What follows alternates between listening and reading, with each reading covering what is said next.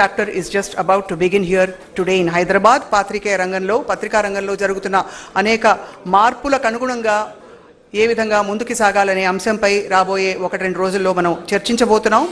పాత్రికేయ దిగ్గజాలందరూ దేశవ్యాప్తంగా ఉన్న ప్రెస్ క్లబ్స్ నుంచి విచ్చేయడం చాలా హర్షణీయం.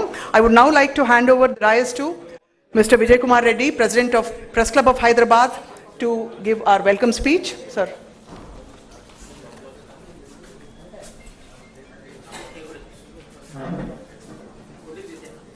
అందరికీ గుడ్ మార్నింగ్. ఈరోజు భారతదేశ చరిత్రలో ఒక చారిత్రక ఘట్టానికి తెరలేస్తున్న సందర్భంగా ముఖ్య అతిథిగా విచ్చేసిన గౌరవనీయులు రాష్ట్ర ఉప ముఖ్యమంత్రి గారు భట్టి విక్రమార్క గారు, వేదిక మీద ఆసీనులైన media academy chairman Shri Srinivasa Reddy గారు, దేశం గర్వించే జర్నలిస్టులు ఒకరైన ఎన్ రామ్ గారు, అదేవిధంగా ఫెడరేషన్ ఆఫ్ ప్రెస్ క్లబ్స్ దానికి బీజం వేసిన ఫెడరేషన్ ఆఫ్ ప్రెస్ క్లబ్ అధ్యక్షులు, ఢిల్లీ ప్రెస్ క్లబ్కు అనేకసార్లు ప్రాతినిధ్యం వహించిన గౌతమ్ లహరి గారు, ఎడిటర్స్ గిల్డ్ నుంచి ప్రాతినిధ్యం వహించి కారవాన్ పత్రిక ఎడిటర్గా పనిచేస్తున్న అనంతనాథ్ గారు, అదేవిధంగా దేశ చరిత్రలో ఢిల్లీ ప్రెస్ క్లబ్కు తొలిసారిగా ప్రెసిడెంట్గా ఎన్నికైన సంగీత గారు, హైదరాబాద్ ప్రెస్ క్లబ్ ప్రధాన కార్యదర్శి రమేష్ వరికుప్పల గారు, ఈ కార్యక్రమానికి హాజరైన Delhi, Mumbai, Kolkata, Chandigarh, Agartala, Guwahati and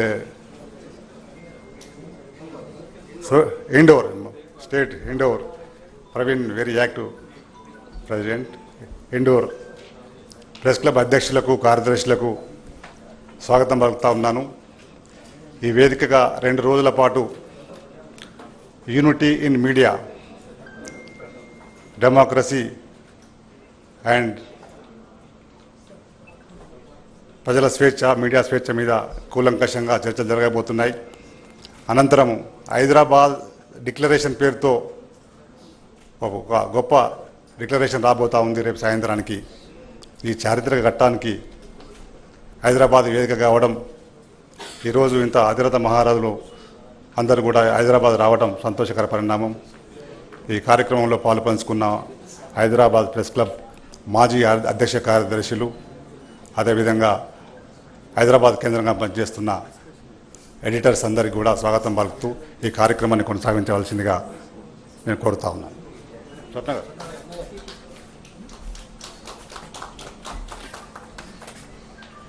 Thank you very much, Vijay Kumar ji.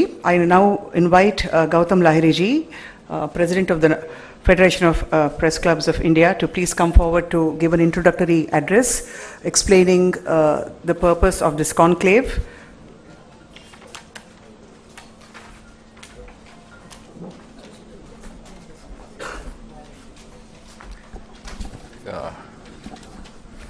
Good morning to all of you. Shubh Prabhav. At the outset, I must congratulate Hyderabad Press Club for organizing the grand launch of Federation of Press Clubs.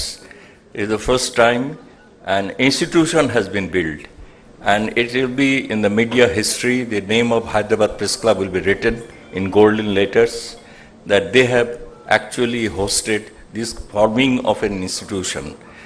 Let me start briefly welcoming the Honorable Deputy CM of Telangana State. We are grateful that he has come on this auspicious occasion. There are many galaxy of leaders here, like Mr. N. Ram, who itself is an institution, no need of any introduction. Then Anant Nath, former President of Editors Guild of India, who are always supportive to the journey of Press Club of India in the quest for media freedom. And also, I would like to say the chairman of Media Academy of Telangana State, Mr. Srinivas ji, and he always was supportive of Press Club of India's initiative. no need to say anything about the present incumbent president of Press Club of India. It's the first time that women has been a president, has been elected in the Press Club of India's journey. This journey started in 1958 with the blessings of first Prime Minister of the country, Jawaharlal Nehru ji. And I must acknowledge to Bijay ji, I have no word to say. Well, cannot make it small by thanking him for organizing this. Also the Secretary of the Press Club and his team, he has given us wonderful support. And all of the colleagues who have come all over India here, so all credit goes to him, definitely, I must acknowledge. The journey of this Federation of Press Club actually started, the idea was born in 2016. So it became a decades, now it has become an institution. The idea floated by my predecessor, former Secretary General of the Press Club of India, Mr. Nadeem Kazmi, and one of the veteran journalists, Mr. Rajdeep Sardesai. He would be very happy because he could not come. We have invited him, and Nadeem has come all the way from Bihar.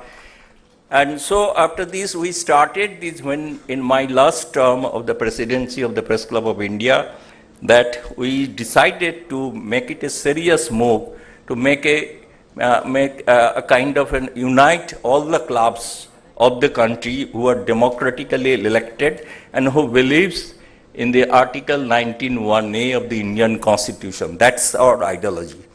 We don't have any other ideology, only the freedom of expression as inside is a constitution is our ideology. So in that journey, first we have requested 7 other clubs other than Press Club of India. Before that, Press Club of India Managing Committee has taken a resolution that yes, Press Club of India will take an initiative to form a federation of the press clubs, uniting all the press clubs of the country. And I am thankful to my incumbent next successor, Sangeeta Baruaji and her team. They endorsed this move so that we can form, we are here today for in the grand launch of the Federation of Press Clubs. So credit goes to the present managing committee of the Press Club of India too. And also this, then we invited, because what I found, we are talking to some legal experts and other people how to form this body and make it an institution. So minimum requirement was for 8 press clubs should come together. So that's why initially we started with the 8 press clubs. All of you now know that Press Club of India and Calcutta Press Club, Mumbai Press Club, Chandigarh Press Club, Agartala Press Club, Guwahati Press Club, they have decided and come together and they decided, yes, we will go forward, go with the formation of the federation. That meeting was held in the month of November last year. After that, there was almost took 3 to 4 months to formalize it, but get the legal permission from the Society of Registration Act. After that, we had our meeting in the Press Club of India premises, where all these press club representative presidents, as their managing committee recommends their representative. So they came together and we decided, we have invited all our predecessors, those who were in the former president, former secretary general of the press club. So we had a great meeting, grand meeting there. There we decided to announce the formation of the press club. But in that meeting, all the 6 clubs were physically, 7 clubs physically present. Only the Mumbai Press Club joined online. There's on video. He came on video, the then president of Mumbai Press Club. So then Bijayji, the Hyderabad, he said, you should give us a chance to grand launch of this federation to the people of this country can know that yes, there is a new organization has been formed for uniting the journalists of the country. That's why Bijayji gave us the proposal. We unanimously decided, and we also prepared a memorandum of understanding, memorandum of associations under which the federation will work. They have a constitution, you can call it a constitution, and I must recognize here, we have appointed a full-time chief executive officer. He's a press club member, Vivek Mukherjee. I think whatever he has done cannot be done by, I didn't find anyone in our club who can take the trouble for creating all these kind of, all this work, legal work, and the paperwork is a voluminous work, if you one can see that what kind of job he has done. Still today he is doing this. We are glad that he is here also. And I am grateful to all the press clubs, like Mumbai press clubs. Now the newly elected body secretary, Mr. Anil Singh, is here. And Calcutta press club, Snehashi Shood, he is also here. Agartala Press Club President Pranab Sarkar, Chandigarh Press Club President Mr. Saurabh Duggal, who happens to be the Secretary General of the Federation. We have decided unanimously in that meeting that Press Club of India will nominate the President and the Treasurer. And also an Assistant Secretary post, who is Sangeeta Bodua. She is the Assistant Secretary of the Federation. Secretary General would be from Chandigarh, and all other clubs will have the Vice Presidents. So after today, we will have our meeting and we will enlarge and appeal to other democratically elected press clubs to come and join with us. So I am told that Chennai Press Club has come after 24 years. They have an election. We congratulate them for holding a free and fair election. And so I will be glad that if they join today itself in our Federation Governing Council meeting, it will be a second meeting in Press Club Hyderabad. So there we can announce that. Also other clubs are interested for joining. I am told that Northeastern clubs and the Thiruvananthapuram Press Club, then Bangalore Press Club, they have in principle, they have agreed to join. So later on we will have a time when we will decide and expand this body. Just as shortly, I would say that not actually we have planning to what our motto, what we will do. Basically, the first thing and first objective is to unite the media fraternity. There is we acknowledge there is no unification of media fraternity in this country.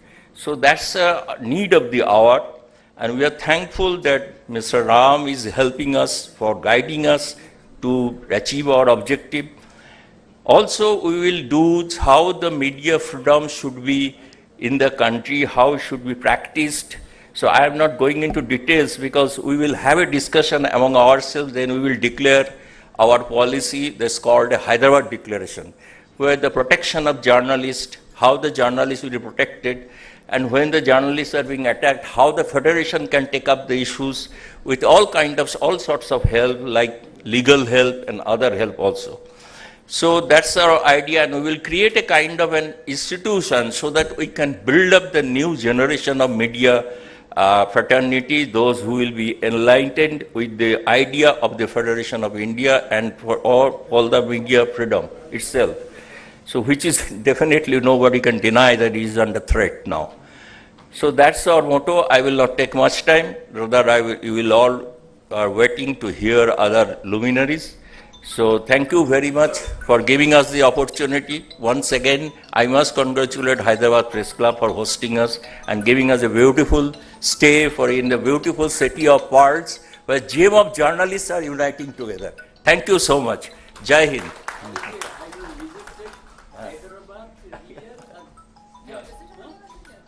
Gautamji, khoob bhalo. Thank you very much. While we have a lot of gems on stage, we also acknowledge the gems sitting in the audience. We have senior media fraternity, Bandar Srinivas Rao Garu, Srinivas Reddy Garu, Amar Devulpalli Garu, and we also have Mohan Guruswami Garu, I. Venkat Garu, Tarun Garu. Request you all to please come forward and occupy the seats in front, sir. Daichesi camera mitrulandaru, I request you all to make space for our senior media fraternity to come forward and sit. Lakshmi Garu kuda unnaru akkada venakala. So before we proceed to listen to our distinguished guests, we will now have the unveiling of the Federation logo by the Honorable Deputy CM. We also would like the distinguished guests N. Ram Garu, Anantnath Garu, and the other governing council members of the Federation of Press Club to join in this unveiling of this Federation logo. దయచేసి అందరూ కలిసి logo ఆవిష్కరణకు సిద్ధం అవ్వాలని కోరుతున్నాం. అనంతరం విశిష్ట అతిథుల మాటలు వినబోతున్నాం మనం. అలాగే ముఖ్య అతిథి గారి సందేశం కూడా వినడానికి అందరూ ఆతృతగా ఎదురు చూస్తున్నారు. Request you all to please step forward. Can we make space please? Request the entire Press Club of Hyderabad Federation. Request the Federation governing members to come forward, please.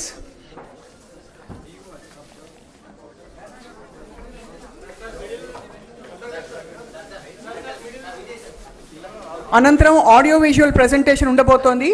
Dayachesi request you all to sit back. We will have an audio visual presentation after the unveiling of the logo. Chandigarh Press Club, Mumbai Press Club, Agartala, Indore, and Delhi Press Club. We are requesting to attend, come on to the dais. Other press clubs also. Mr. Sneha Susur, Kolkata Press Club, Chennai Press Club, Nelson.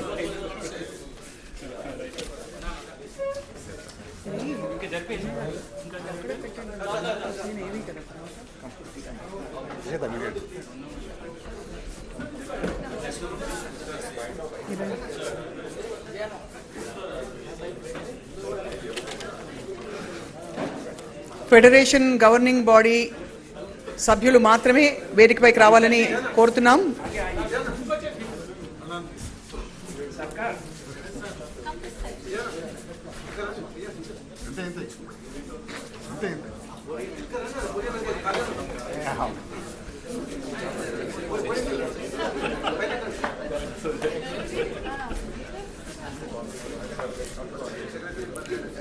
Ladies and gentlemen, we are about to unveil the logo of the Federation of Press Clubs of India. For the first time, such a federation has been formed, and this is an inaugural event. We are all witnessing a historic moment for all journalists and media fraternity. A bigger round of applause, please.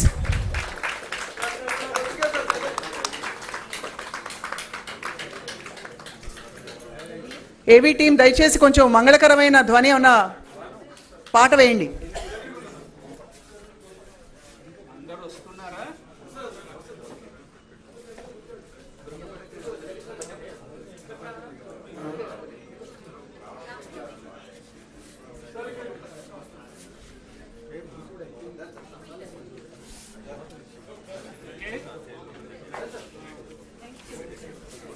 Thank you very much. Respected guests, request you all to please be seated. Can we have the team move the logo, please, so that we may watch the audio visual. Audio visual కోసం సిద్ధం అవ్వాలండి. దయచేసి audio విజువల్ని tune చేసి పెట్టుకోండి డైరెక్ట్గా.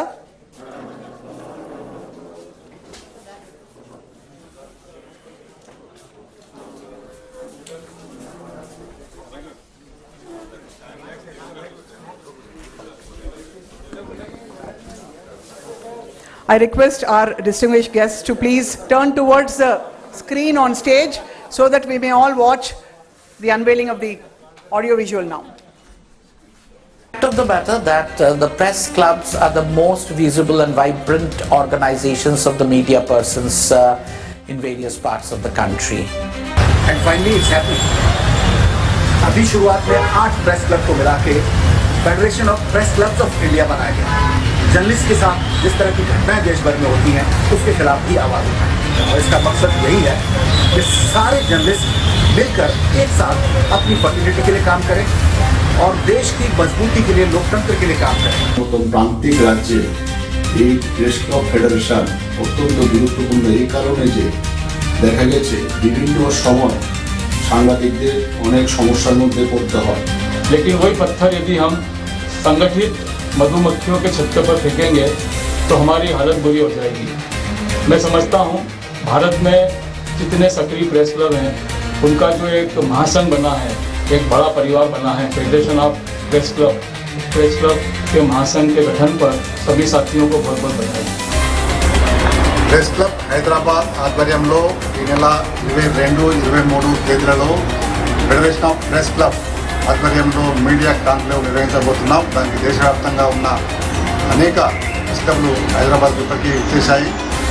Press club federation ఆధ్వర్యంలో media విశ్వసనీయత, journalist రక్షణ మీద మన అనేక symposium నిర్వహించబోతున్నాం. In the current scenario, where there have been a continuous attempts to suppress the free speech and to control media, the role of the press clubs become even more important. Federation of the press clubs have been formed, and I am very much confident that Federation is going to play a role in safeguarding the free speech. I also congratulate Hyderabad Press Club for organizing the launch event of the Federation of Press Club, Free Speech, Free Press.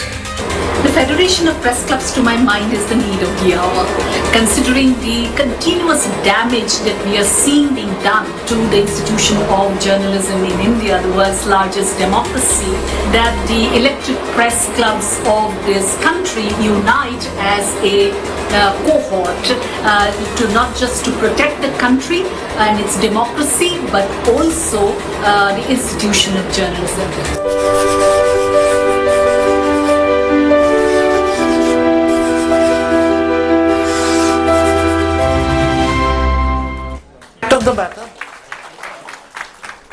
It's truly an inspiring moment.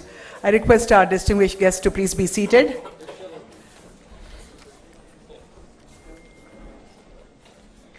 I now invite Sangeeta Barua Pisharti to address the audience, President of the Press Club of India, to please come forward and say a few words.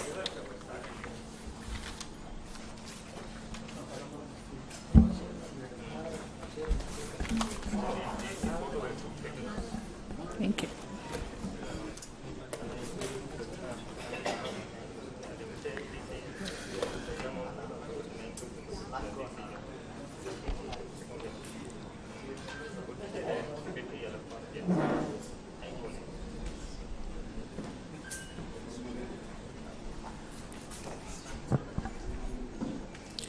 To all dignitaries on the stage, fellow journalists, my seniors in the profession present here, Namaskar, good morning, and greetings from the Press Club of India, New Delhi.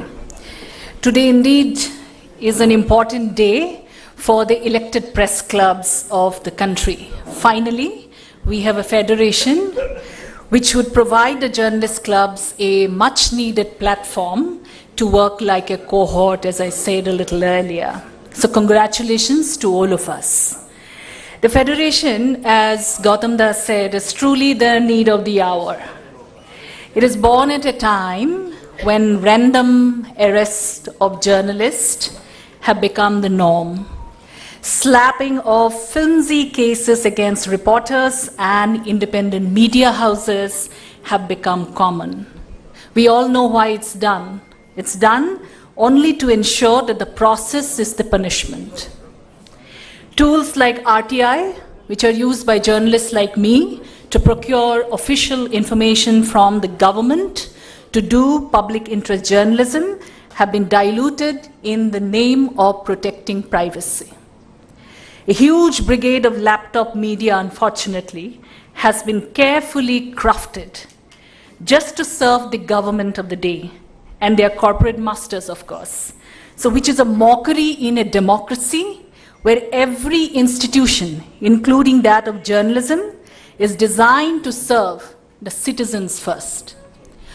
On any given day, this brigade, to my mind, works somewhat like internet bots on social media platforms that we see, copying the same narrative handed down to them by their handlers, as if they have mortgaged their brains just to earn high salaries. That's all. The Federation has come at a time when truth in this country is a casualty. People respected journalism, read newspapers, listened to the radio, watched television news just to get to the truth, isn't it? So we journalists were actually the bearers of the truth to the society. To my mind, it was the sole reason the profession of journalism was considered a noble one. However, in the last few years, the very purpose of supporting journalism and journalists by common citizens has received a severe dent. Recently, we saw during the students' protest at Jantar Mantar in New Delhi, several media persons being heckled, not allowed to work by young protesters. They accused them of representing the lapdog media of the government of the day, not pursuing public interest journalism. I don't support violence against anyone personally. Press Club of India as an institution has condemned such actions. We had issued a press release condemning it. But that action from the citizenry actually held up the huge trust deficit of media among common people in the country. So going forward, the Federation as the representative force of India's elected press clubs will have to delve into these fundamental questions, staring at the institution of journalism in India today, including questions like why in the world's largest democracy we have accepted facts like the Prime Minister of the country, who is elected by the people, have failed to even address a press conference of unscripted questions. It may sound unimportant to me, to all of you, to any of us, but therein also lies the hidden fact that addressing a press conference and readiness of an elected leader to take up questions from journalists also means he thinks he is accountable to the people of this country, not a god. After all, journalist's job is to ask questions to the government of the day on behalf of the people. In a democracy, we, including those in power, are all supposed to work for the people. We journalists are supposed to work for the people. I also would like to take this opportunity to highlight that we should address the need for a proper media policy in this country, which should ensure that the fourth pillar of democracy remains in good health. I hope the Federation would give the necessary push, Dada, to the media bill, which has already been put together by a set of competent senior journalists at the behest of the Press Club of India, when the current Federation President, Gautam Lahiri, was the Press Club of India President. A lot of research has got into that work to include all the best examples of good practices from across the globe. Through the Federation, we should try and generate a countrywide demand from all stakeholders, journalists and common citizens alike, to bring such a bill whereby journalism can function without the fear of powers be. If we have to protect journalism, there is no doubt in my mind that we would need to address the issue of cross ownership and multi-channel control models, which has become a plague in this country. Before I end, I would like to express my deepest thanks to the Hyderabad Press Club for organizing the inaugural event of the Federation of Press Clubs. I think Vijay and the entire managing committee members, this is truly impressive and a great start. Thank you. Sorry, I think I've taken yours. Thank you very much, Sangeeta ji, and hats off to you for bringing up some really practical, real-time issues instead of just speaking about idealistic values. I think what Sangeeta ji mentioned is definitely the need of the hour. I now invite Mr. Anantnath ji to address the audience. Anantnath ji needs no introduction. He is a former president of the Editors Guild and he's the editor of Caravan magazine. Welcome, sir.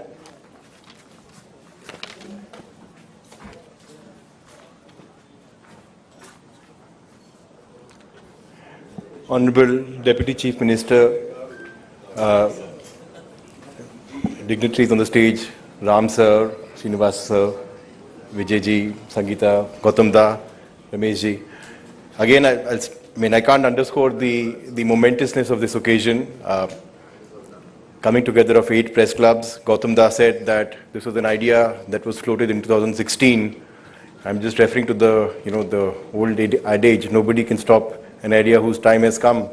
I wish that the idea had come about 12 years ago, and we wish that this idea had fructified soon enough, given the overall environment we are operating within. In fact, one could say that there has always been a need. We should not be confined to what is happening in last 10 years. Media has been under attack. Media has always had a need to defend itself for long term, for decades. But more so in the last decade or so, and especially so in the post-COVID era, where the environment, the legal environment, the government's own attitude towards press freedom has taken a far greater and far more sinister dip, and therefore it is all the more important and a great congratulations to everybody involved for coming together to form this federation.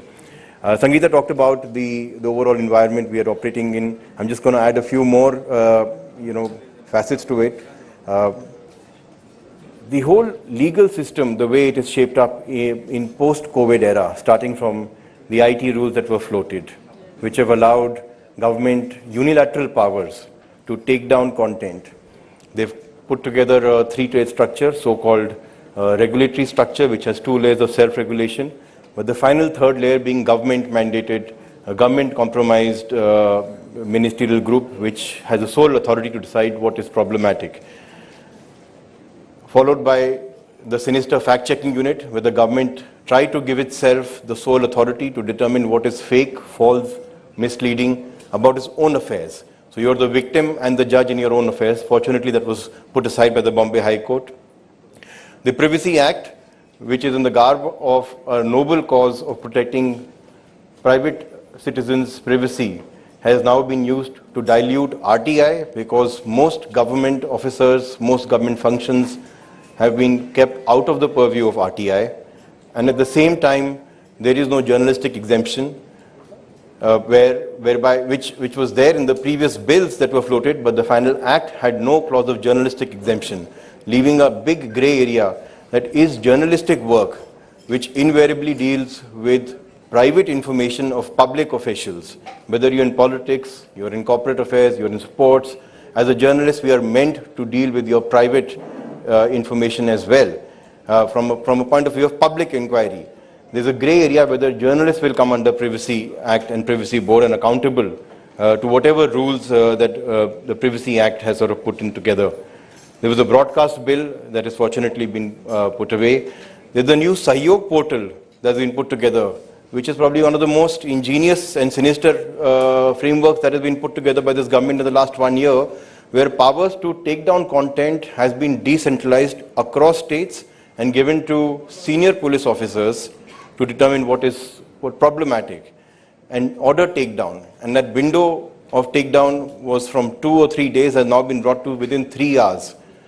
So something which is held as natural justice, where somebody's content that has been taken down has to be first given a notice and an opportunity to be heard, has been taken away. Your content is first taken down, and then you approach the courts or whichever forum it is, and we all know how long it takes. One of Caravan articles was taken out 2 years ago. It's been 2 years. There's not been even substantive arguments yet, and the government has been able to sort of get away, and Caravan is one of them. Many other instances are there where articles, and not just articles, tweets, Facebook posts have been taken down. The criminal laws, the new criminal laws that were put together, ostensibly to replace the colonial laws. The wording of these new criminal laws, uplift the powers that were given by the so-called colonial laws. They were far more respectful when we look at the BNS, how sedition, which was set in abeyance by the Supreme Court, has been reintroduced as treason. The wording of what is treasonous has been expanded, made more vague. False information and misleading information has been criminalized. Now, what is false information? What is misleading information? Who will determine? Obviously, a police officer will determine. Obviously, an SOCHO will determine. You can file a complaint, a government act, state agent can sort of find a non-state agent to file a complaint, and suddenly that complaint gets into an FIR under what is called false information, and then the process starts. As again Sangeeta said, process becomes a punishment, which is far more difficult for smaller journalists, which is far more difficult for independent media organizations, and equally for large organizations. Once the process has started, you become prisoner to that. So all these things, the IPC provisions which have been expanded into BNS, the regulatory environment itself has become very intrusive. Not to mention the way investigative agencies, IT, ED, CBI are used. When a simple act of reporting on a rape case is turned into an unlawful and a terrorist activity. And that's the Siddiq Kapan is one case, but there are multiple such cases in smaller towns. I was just looking at the list. Journalists like Sujit Sarkar in Assam, who's beaten up by 20 people by MLA goons. Journalist Vijay Pradhan in Odisha was tied up and dragged through street for 2 hours because he exposed the work of NHR, public work. Sneha Barve from Maharashtra was beaten up because he was reporting on how riverbed construction was been illegally done. These and so many cases which happening at local level and national media often doesn't even get to know about it. According to CPJ and GIJN, about 27 journalists have been killed in India since 1992. These are not isolated incidents. When one such journalist is beaten up, murdered, or roughed, or put in jail, it's an attack against entire press. And therefore a body like Federation, where not just 8, but I'm sure dozens of press clubs will eventually come together, become eye and ear for the fraternity at large, that even the smallest attack on any journalist, on an independent media organization gets a national level amplification, so that the entire fraternity comes together to resist that, to ensure that the system doesn't become accustomed to misusing the powers which has been so liberally given. Gautam Da talked about 19(1)A is our focus. And the focus should also be how to blunt 19(1)B, the restrictions that have been placed in freedom of speech and which are the genesis, all those vague restrictions which have found space in all the laws. How do we blunt the use of those restrictions, and at least the liberal and the almost indiscriminate use of those restrictions are being allowed in all these laws? That has to be checked. It's a constitutional provision. It's not easy. But we have to come together to ensure that all those restrictions which have found place in IT laws, civil laws, criminal laws need to be checked. And I know the Federation has put together a big memorandum for itself. I thought I'll just give a few areas where the Federation needs to sort of, beyond the obvious one of making sure that local becomes national. Any local attack gets national significance. But the Federation should come together, I'm sure it will come together, to work on 3 or 4 issues which are very important to sort of blunt the attack of the current establishment at least, and also non-government establishments as and when the local power centers attack any entity of press. Often is said about statements, that what do statements do? Statements is a very important message of solidarity, that the person under attack is being looked after. And if all press clubs come together and issue statement, it creates an amplification mechanism. Those statements find space in larger media, and all of you will be members of your local organizations. The impact of that amplification cannot be underscored. Representations to governments, we've had some success. In the case of broadcast bill, in fact, Press Club organized a press conference. I was part of that. Digipub was part of that. Ravish Kumar was the speaker. And various organizations, Guild, Press Club, multiple other organizations made representations. Thankfully, the broadcast bill was taken back. One success at least where we achieved some, we were able to sort of push back on the government. Even the Privacy Act, thanks to multiple representations made by Press Club and various other press bodies, at least the MeitY Secretary called for a meeting. And at least he gave us verbal assurances that journalists will not be under the purview of Privacy Act. We wanted more, but at least we got that much. Let's not undermine what we got. Let's not undermine the fact that the MeitY Secretary had to force because multiple press bodies came together. Judicial action. Once the law is passed, up until the law is being contemplated, we have representations, but once the law is passed, we have no other option but to go to the court. The more petitions are filed, the more importance the court will give, because then it doesn't become, it gets elevated from a single entity's interest to an industry-wise interest. The fact-checking unit is a case where multiple organizations, Guild, I think it was Magazine Association and various other organizations put together a petition, and finally the Bombay High Court held it unconstitutional. There's an appeal been filed against in the Supreme Court. We have to challenge that. Sedition was put under abeyance. Again, multiple organizations had filed petitions. Unfortunately, sedition has found a place against under treason. The Sahyog portal is one such example, and the Privacy Act is another example where I hope the press clubs and the Federation takes a lead in challenging it judicially.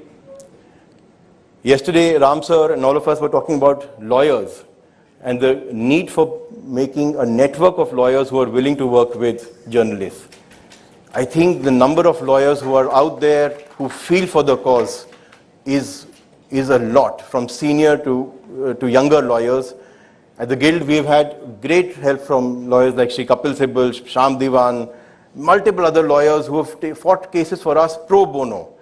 And similar lawyers are there in every high court, in every major court of the country.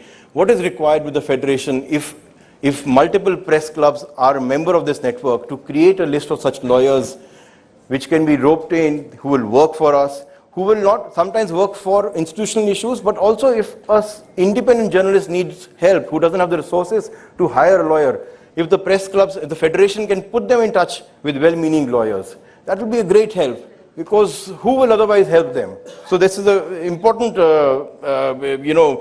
need gap, so to say, that is existing, and I'm sure they will fill it up. And finally, I would say, while we can look at the world at large, and Sangeeta did talk about that, the trust deficit, we have to look within. Why is it that there is such great deficit of trust within media or with media? I think if we want others to be accountable, we also need to be accountable to something.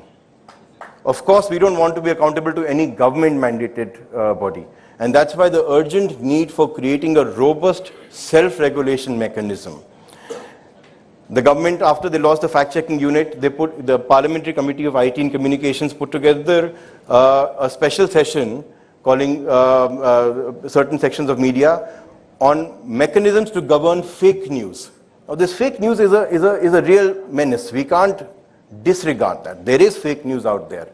And the government is very cleverly using fake news as an excuse to put together all those Sahyog portal, fact-checking unit and multiple other ways to bring down content, allow them to bring down content, but eventually they will bring down content that is not palatable to them.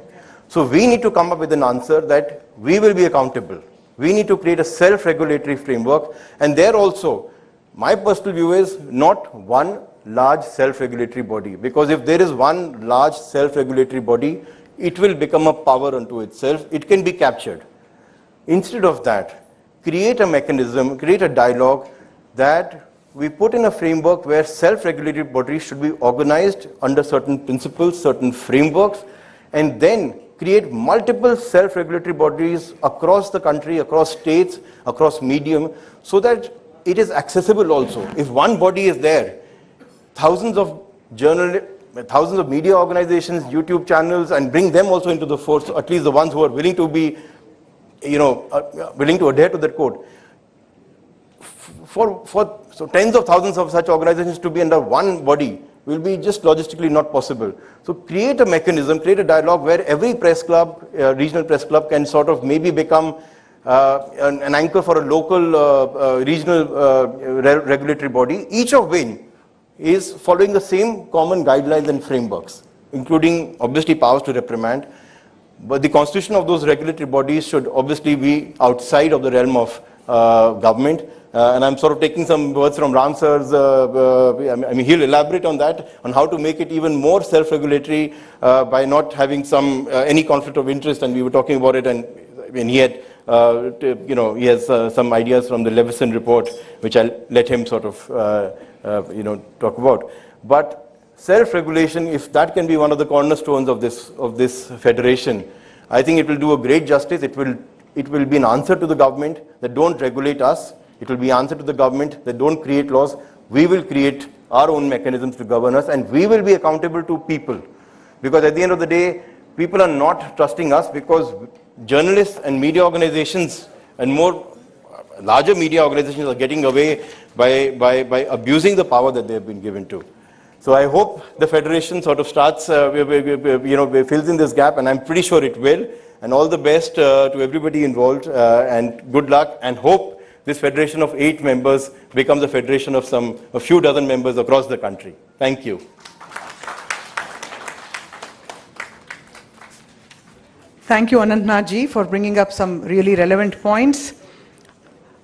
Back in those days and since then, if we had to confirm whether something was right or not, I remember my elders telling me, look up what has been published in the Hindu.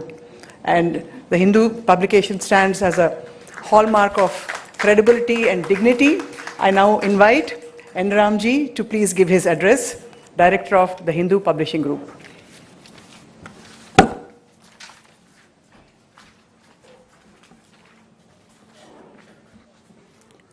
Honorable Chief Guest, Deputy Chief Minister, Sri Bhatti Vikramarka, my respected colleagues, K. Srinivas Reddy, S. Vijay Kumar Reddy, Anant Nath, he made some very interesting points. He's not quite of Gen Z, but compared with me, he's pretty close to it. Sangeeta Barua Pisharoti, President of the Press Club of India, leaders and members of well-functioning press clubs. 8 have come here, and I'd like to include others as well, including the Chennai Press Club. A representative is here. I'll tell you a little bit about that a little later, either today or tomorrow.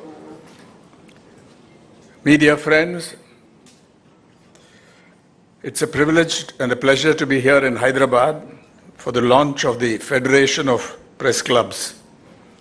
The formation of a national federation of press clubs comes at a significant moment for Indian journalism.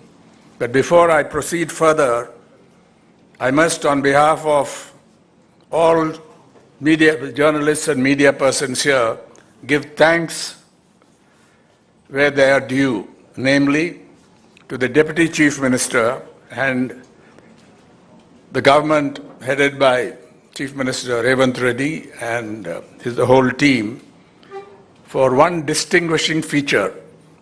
I heard rumors that in Telangana today, there have been no cases against journalists, criminal cases, no actions, no assaults. But we have a saying, trust but verify. And I verified with no less than the Deputy Chief Minister. And I'm happy to report, I think he'll speak about it. He said, no, Telangana is for freedom of expression. And this is in contrast, I'm sad to say, with several other states, including Tamil Nadu, where criminal actions have been launched, most recently against my friend Nakiran Gopal, but also in other states. We don't have time to go into the details here. They may be discussed later, perhaps. But this is something to be noted at the outset. And may this tribe increase. We face today, as earlier speakers have said, and as the media conclave will discuss, 2 interconnected crises that form the themes of the two-day event. The first has been well described, the crisis of credibility. A trust deficit between much of the news media. We must be careful in saying not all the news media, but much of the news media and substantial sections of the public. The second is a crisis of media freedom and independence. The growing vulnerability of journalists and news organizations to political, legal, administrative, economic, and other forms of coercion. I believe that press clubs have an important role to play in addressing both challenges. And if this new federation can bring press clubs across India together, across languages, across regions, across platforms, across generations, and across political differences, it can become an important institutional force for strengthening Indian journalism, restoring its vitality and influence, and defending its democratic and progressive role. We must begin with an uncomfortable truth, which has been acknowledged already. A free press cannot survive on constitutional and legal protection alone. We do have that to a large extent, although not all of us are satisfied with the constitutional and legal provisions protecting freedom of speech and expression in Article 19(1)(a) and as qualified by Article 19(2). Crucially, we require public trust and it does appear that trust in the media and journalism has weakened. I don't want to go into the details of it. We have to look at the evidence critically. There's not enough evidence on it, but it has been widely reported, and instinctively we feel that it is true. This trend deserves our serious attention. The reasons for this erosion of trust, reported erosion of trust, are many and complex. Some originate outside journalism. Political forces everywhere, and especially those on the far right, have discovered that discrediting independent journalism can be an effective political strategy. At the other end, large sections of the so-called mainstream media that are enthralled to the ruling party, the union government, and the party there, have lost trust among those who expect the media to be independent and brave in their attitude to power. Social media have created enormous ecosystems of misinformation and disinformation, which I think will be discussed in the media conclave in some detail. It's now virtually axiomatic that algorithmically amplified propaganda travels faster than verified journalism. But we must also resist the temptation to attribute the entire trust deficit to forces outside ourselves. Some of it is self-inflicted. When journalism becomes indistinguishable from political propaganda, when television debates substitute noise for information, when sensationalism overwhelms verification, when bigoted opinion and communal hate masquerades as news, when allegations are reported without adequate checking, when corrections, when they are made, are at all are grudging or invisible, like insurance policies, and the exceptions carved out in very small type, when political and powerful corporate interests influence editorial decisions, when journalism appears closer to the powerful than to the ordinary citizen, the public notices and often acts. So obviously trust cannot be taken for granted, it can't be demanded. The press clubs can make a valuable contribution as institutions of media freedom and independence and professional ethics. But I think this has not been sufficiently recognized in India. A press club worth its name cannot, I think the president of the federation made that point right at the outset, if I remember right, that it can't be just a place where journalists meet socially in the evenings, he said, or something to that effect, or to entertain themselves. That is a legitimate function. I don't want to debunk it. It's a deliberate, legitimate function, but it has to be we have to set our sights higher than that. A press club as a professional institution must have a sound constitution, an MOA which you have, and bylaws and rules guaranteeing good and transparent governance. It must not be a closed shop. It must hold regular elections in which members elect their office bearers in a free and clean way. And at yesterday's dinner, I think I mentioned this about the Chennai Press Club. The Chennai Press Club, before 2024, held its last elections in 1999. But when after a great deal of effort, and a guidance committee was set up, then intervened in the process, the elections were conducted by a respected retired High Court judge and a team of lawyers, with no member of the press club involved in the elections. The turnout, I think it's a world record for a press club, was 91.27% of 1,371 members. And there were 44 contestants, and Mr. V.N. Swamy, 95 years old, the oldest member of the Chennai Press Club, came all the way from Madurai to Chennai to cast his vote. I think one of our best representatives of the press club, Nelson, is here, and I think he can tell you more about it tomorrow. He has been invited by the president of the federation. So I'm very happy to report this tremendous reform that has taken place, and that's an example. You have stories. There are stories of other press clubs which have been through times of troubles and emerged or not emerged out of the trouble. So these are, I think, very important. A press club, of course, and I think I want to pay tribute to the Press Club of Hyderabad, not just because I'm here, but it has been in the forefront of on the issues that press clubs should taken up from the beginning. At least from the 1980s, I'm familiar personally with this, and Delhi also, but Hyderabad has been the Press Club of Hyderabad has been a very important player in what we are witnessing today, namely press clubs worth their name, well-run and well-governed press clubs forming a federation. I'll share more details a little later.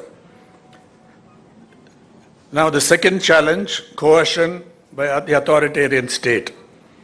It will be unfair to believe or say that we have problems only with the union government, the BJP government, the Modi government.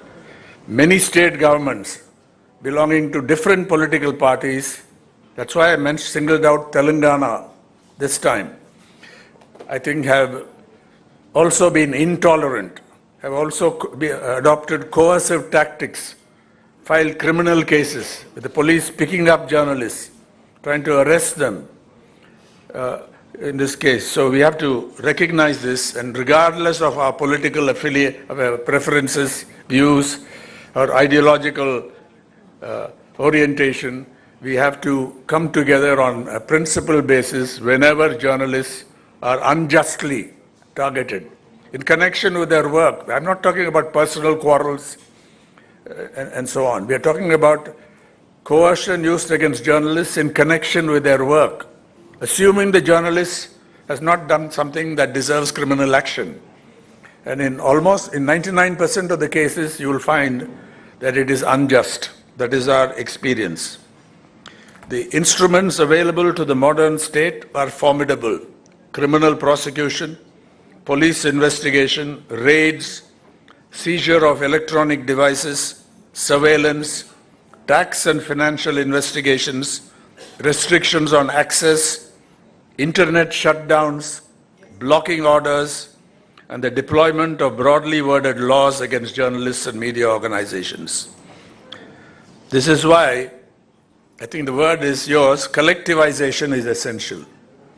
An attack on one journalist must become the concern of journalists everywhere. Ravi Nair in Gujarat, and also somebody living in Hyderabad, but not, but the action was from a neighboring state, which I need not name here yet. He is also facing trouble. Hearteningly, this collectivization is beginning to happen, or has been happening over swathes of political India, thanks to active, well-governed and soundly functioning press clubs, thanks to the Editors Guild of India, its former president is here, thanks to organizations of working journalists, some of them have been weakened in recent years, and some foundations or groups committed to media freedom and independence and democratic rights. Let me remind you of what happened in 1988. Indian journalism has already demonstrated what collective action can achieve, and my mind goes back to the extraordinary struggle against the Defamation Bill of 1988. The Rajiv Gandhi government introduced the bill in the Lok Sabha on August 29, 1988, pushed it through the House with extraordinary speed, the way they do it now. This was the time our Bofors investigation was in full swing, and several media organizations were in pursuit of the story. The Defamation Bill 1988 contained provisions that journalists regarded as profoundly threatening. Among the other things, the bill sought to shift important burdens onto defendants in criminal defamation cases and to create procedures capable of having a chilling effect on investigative journalism. But what happened next was remarkable. The Indian press came together in a way not seen before. Journalist organizations, newspaper employees, press clubs, editors, publishers, and even proprietors, people who disagree vigorously on politics and on journalism, recognized that something fundamental was at stake.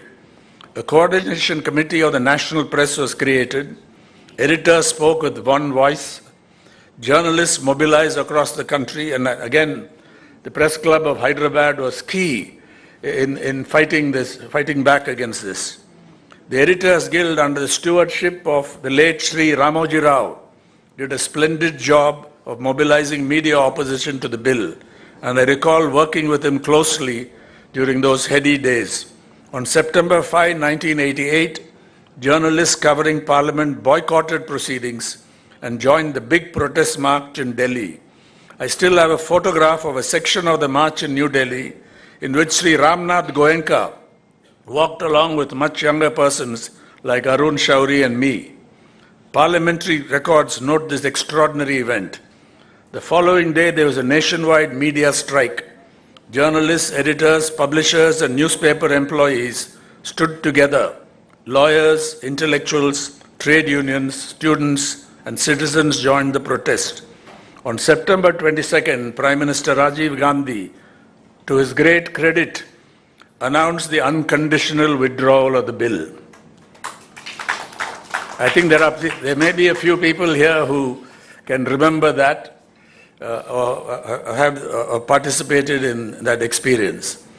So this is something that inspired a lot of people. The other thing is we should not get too dejected about what's there. I think there is still a lot of space in India for press freedom, media freedom, for freedom of speech and expression. But very often we say it's gone. Or they say this is like an emergency. This is not an emergency. I know what an emergency was. It was total censorship. Fortunately, it didn't last long. There are vast spaces and there is also resistance. An independent and vigorous press in a country and a population as vast and diverse as ours is inherently pluralistic.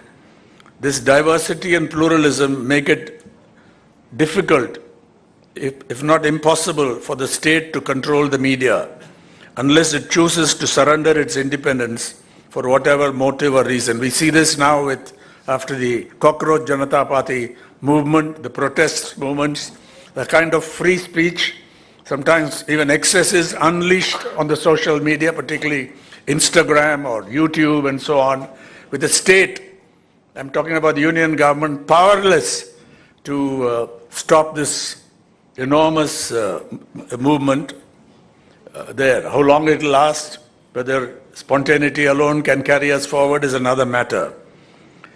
With apologies to the tribe of British journalists, several of whom are excellent professionals, I would like to quote these lines written in 1930 by the English poet and writer Humbert Woolf.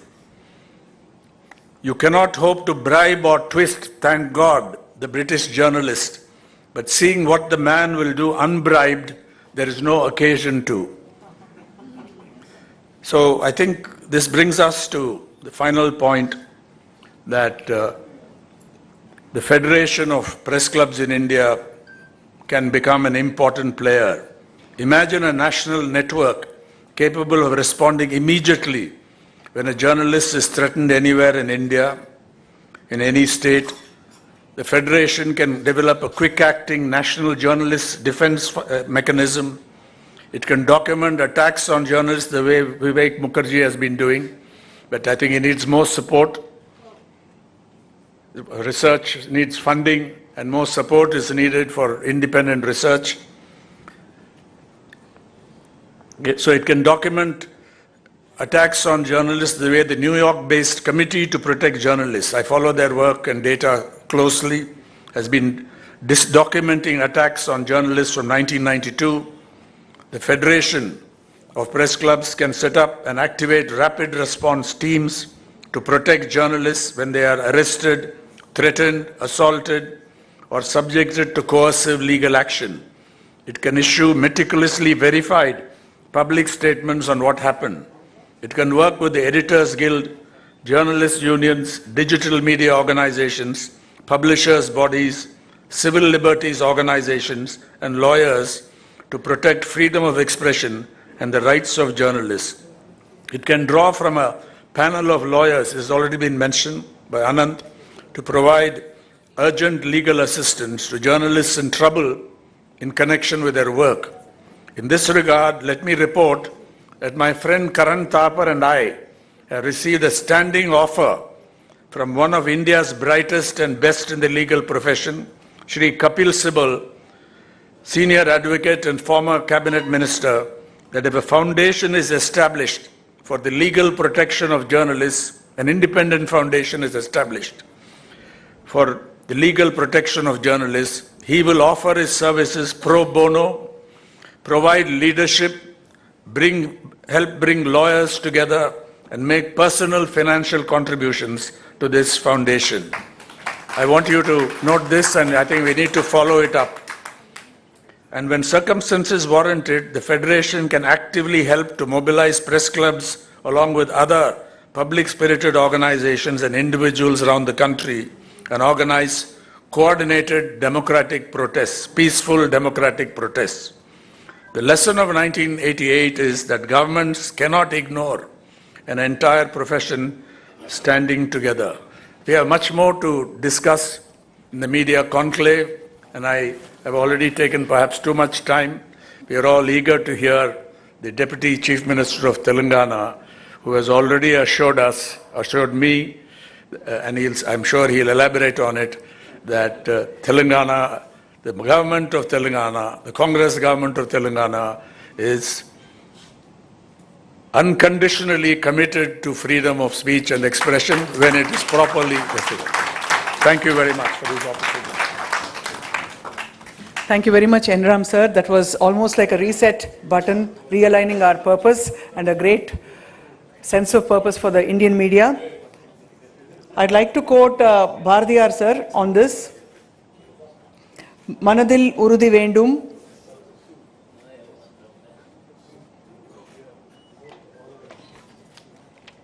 I'd like to quote Subramanya Bharati sir on this, sir. Manadil urudi vendum, vakinile inimai vendum, ninaivu nalladu vendum. Where there's determination and purpose in thought, I think everything is possible. Adakallathukkum Press Club Federation vendum. Thank you, sir. I request Telangana Media Academy Chairman Shri Srinivas Reddy Garu, who's been a guiding light for all of us, to say a few words. Thank you. Honorable Deputy Chief Minister of Telangana, Sri Bhatti Vikramarka Garu, respected N. Ram, and also former Press Guild of India President and editor of Carbon, Mr. Nath, the Federation of Press Clubs of India President Gautam Lahiri, Delhi Press Club of India President Sangeeta Barua, my friends Vijay, Ramesh, and distinguished friends, editors, and members of the press club. I can say today is a milestone for the working journalists in this country, because as Mr. Lahiri said, the objective of the Federation of Press Clubs is to defend Article 19(1)A which derived freedom of the press from this article. This is the only thing everybody expecting and the society also expecting from the media. As Mr. Ram rightly said, trust deficit is everywhere. And particularly people expect from the media. The organs of the state also, one is judiciary, that is also losing. But more so the freedom of the press now is in, I can say, Mr. Ram said, it is not in danger, freedom of expression is not in danger, but signals are coming everywhere. The two things are involved in it. One is expression that controls authorities, governments. Expression of working journalists that controls media houses. Equally, apart from authorities, now the biggest danger for the freedom of expression is, one among them is from the corporate houses, where the deficit of tomorrow a good seminar is being organized by the organization. It will be discussed at length. A trust is weakening. A trust is weakening. మనలో విశ్వాసం సన్నగిల్లిపోతుంది. Media మీద, సొసైటీలో, ప్రజల్లో విశ్వాసం సన్నగిల్లిపోతుంది. That is one of the serious issue to introspect in our forums, in our levels. The second thing is, equally important is, now journalists lost everything, every protection by law. The Working Journalists Act enacted in 1955, later on 1958 Wage Act, that has been gone, a labor in the form of labor code scheme. Nowhere except definition, no mention of a protection for the working journalists, no mention of wages. Earlier there was wage boards. Last 15 years, no wage revision in this country. These are also the serious things to discuss and put before the country and people and authorities. These two important things have been taken up by this organization. Tomorrow, two important sessions are taking place. This is giving a confidence, not only that the presence of Mr. Ram, your presence is giving a confidence, a people-centric journalism, a confidence to write, a confidence to expose. People like you associating these organizations will definitely give a confidence to the entire working journalists in this country. I also would like to mention here, being a chairman of the Media Academy of the Telangana, you will be surprised to know we have a 20 and more thousands of working journalists in this state.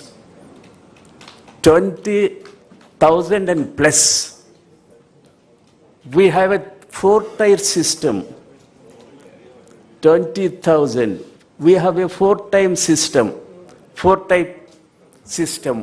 One is state level, second is district level, third is mandal level, and fourth is some areas with constituency level.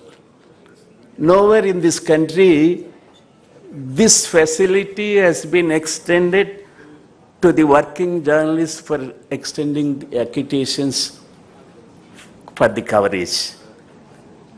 And I'm also to say the government is contemplating shortly, I think, health benefits to the working journalists in the state, free health benefits to the state, and trying to sort out the housing problem.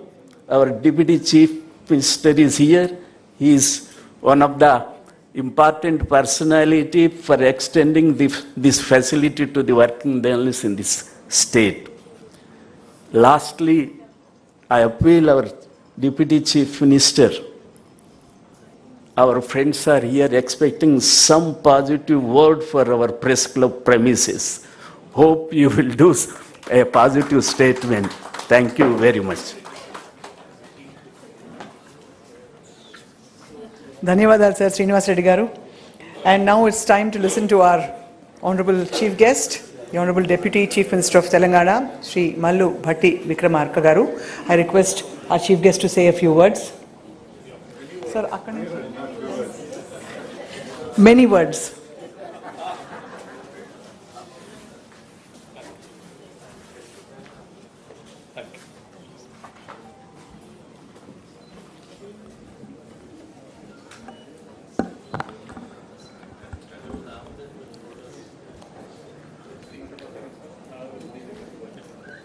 Shri N. Ram Garu,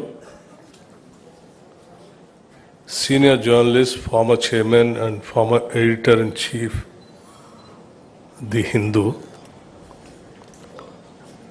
Shri K. Srinivas Reddy Garu, Chairman, Telangana Media Academy. Srimati Sangeeta Baru Pesharoti, President, Press Club of India.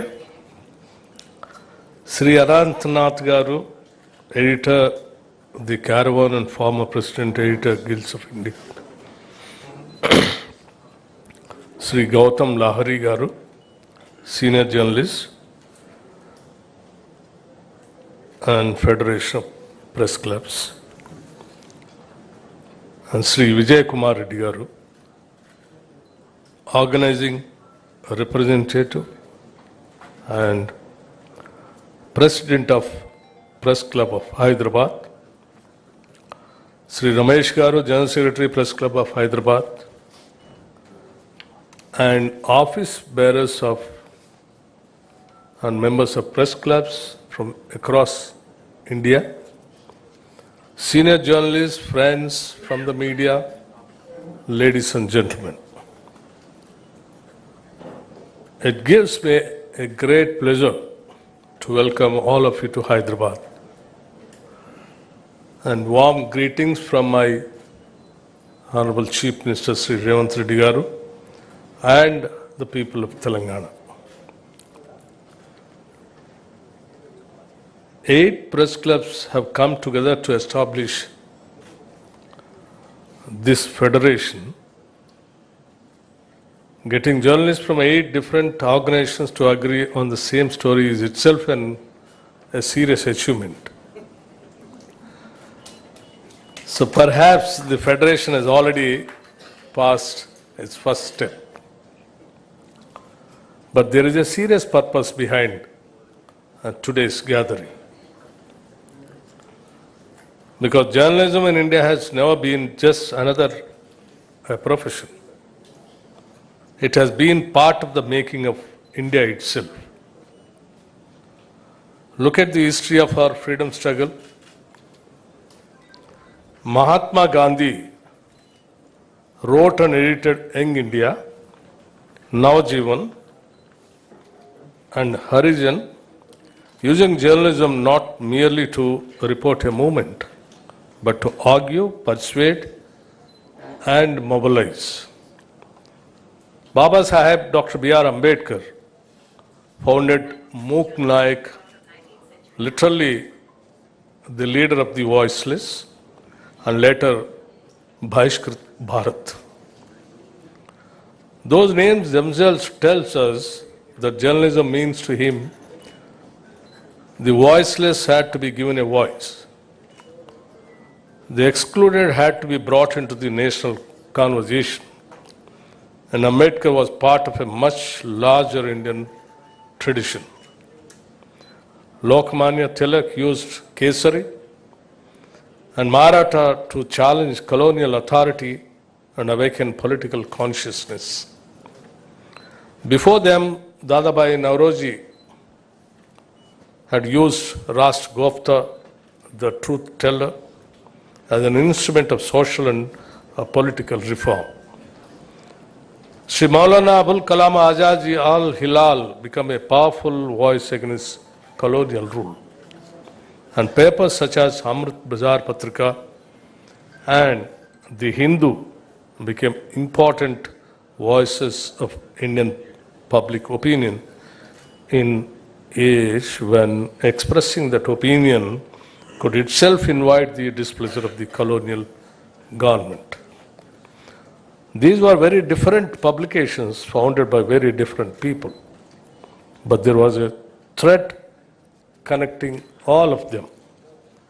Journalism was not simply about producing news. I just wanted to stress on this point once again. Journalism was not just simply about producing news. It was about producing citizens. It informed people. It awakened them. It challenged authority.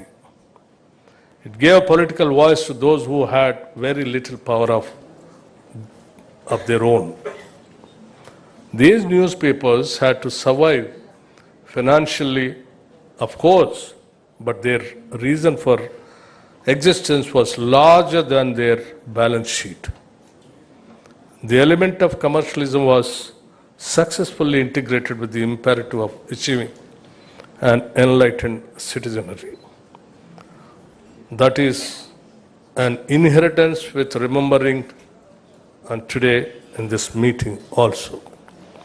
And that idea, the journalism, is also about producing citizens, is not merely a matter of history. We are entering the 88th year of our independence. Only days ago, Sri Mallikarjun Kharge ji, the president of the largest democratic political party and a leader of opposition of the upper house and the senior most legislators of this country, addressed a gathering at the Ramlila ground in Haldwani. 2 days later, a so-called purification ceremony was performed at that venue. I do not raise this as a question of one political party. The political party is incidental. The principle is not. Nearly 80 years after independence, when this happens, after a senior national leader has spoken at a public venue, surely it should provoke questions that cut across the party lines. What does it say about equality and dignity? About the distance we have traveled since Dr. B.R. Ambedkar and the distance we still have to travel. The incident was reported, but journalism cannot always stop it at reporting just what happened. Sometimes journalism must also ask what it means. That was the tradition of the journalism, what we inherited. There is another story from the early years of independent India. In 1948, Jawaharlal Nehru inaugurated Shankar's weeklies, founded by the great political cartoonist Shankar. Shankar caricatured Nehru relentlessly Nehru's message to him was just 4 words: "Don't spare me, Shankar." That sentence contains something important about the democratic tradition we inherited. Democracy does not require people in power to enjoy criticism. It requires us to accept the legitimacy of criticism. Those of us in government will sometimes think journalists are unfair. Sometimes we will think you have misunderstood us. And occasionally we may even be right. But governments and journalists are not supposed to agree all the time. If they do, citizens should probably start worrying. Journalism performs one of democracy's most necessary functions. It makes power explain itself. There was a time when the office of the editor itself carried extraordinary weight in India. One distinguished editor famously described his position as the second most important job in the country. Perhaps that contained a little journalistic modesty. But the remarkable thing is that people understood what he meant. An editor could influence the national conversation. A proprietor like Ramnath Goenka, just now Sri Ramji also mentioned about the incident. I would like to quote the same kind of. A proprietor like Ramnath Goenka could take on governments and prime ministers through the power of his newspaper. The press could make governments uncomfortable. We should ask ourselves as difficult questions today. Can the editor of a newspaper still make that claim today? Not that he or she is the second most important person in India. That was perhaps always a little hubristic. But does the institution command the same authority? And if it does not, why not? Part of the answer is that journalism itself has changed.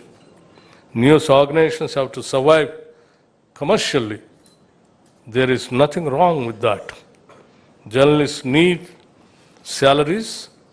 Newspapers need investment, technology, cost money. But journalism cannot become only a trade.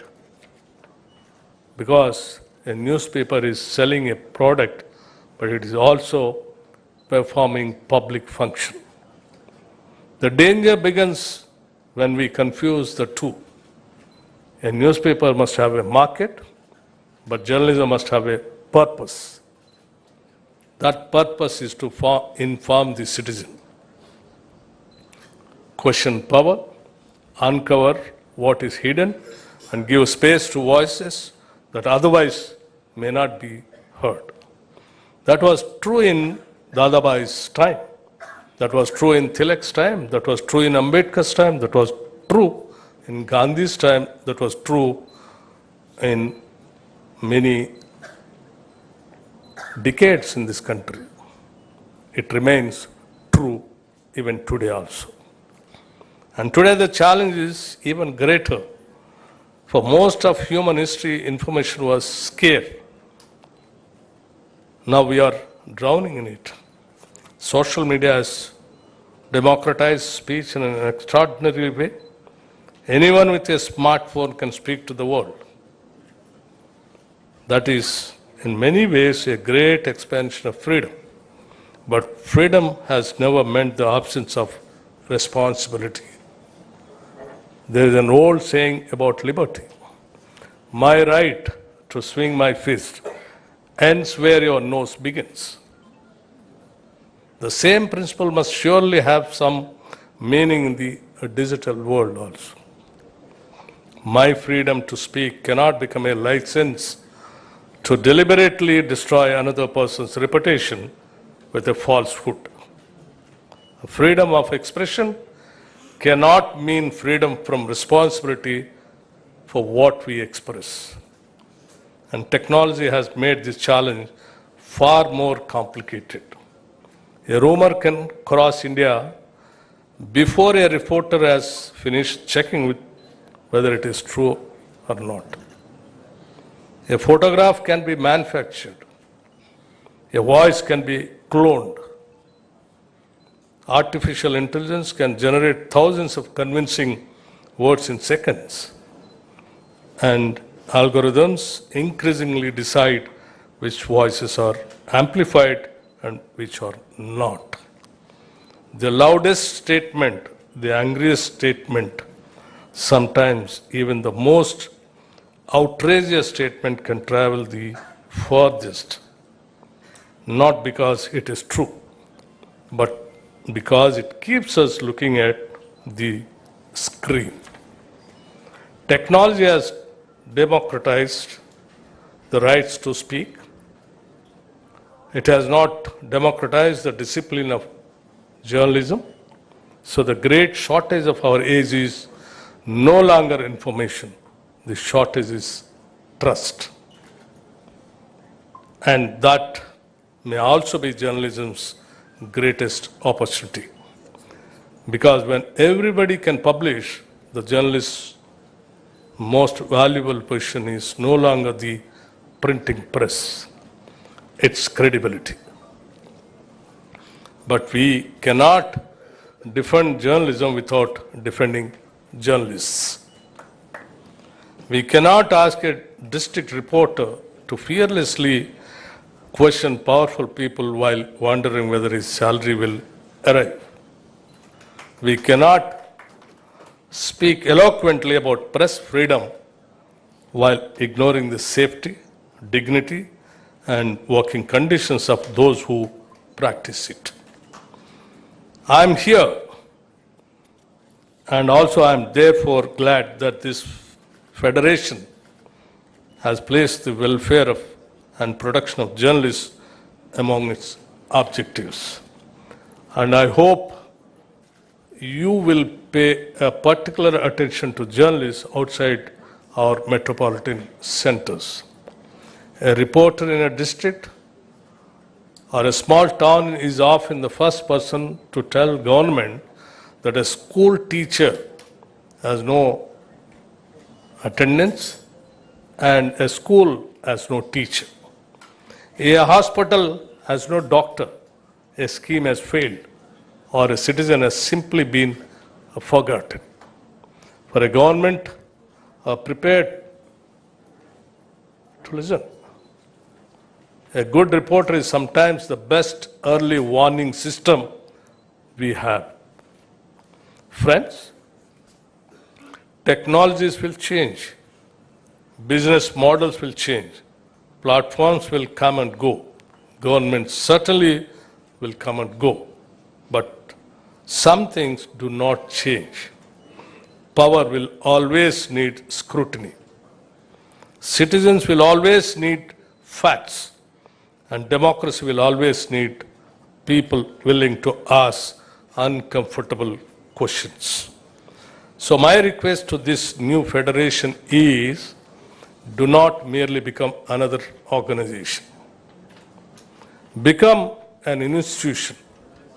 Defend journalists, defend professional standards, and defend journalism as something more than a commercial enterprise.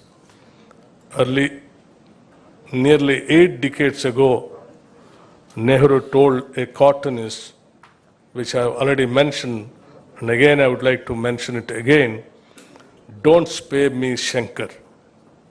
Perhaps that remains a good compact between journalism and public life. Do not spare those in power, but do not spare yourselves either. Hold us to account. Hold yourselves to your standards and let the citizen be the beneficiary of a truth. Both. Telangana has always been a land where people speak their minds. And the basic trait of Telangana is to express what we feel, plainly and without fear, is part of our character and has shaped our movements, our literature, and our culture. Our government respects that tradition. Freedom of expression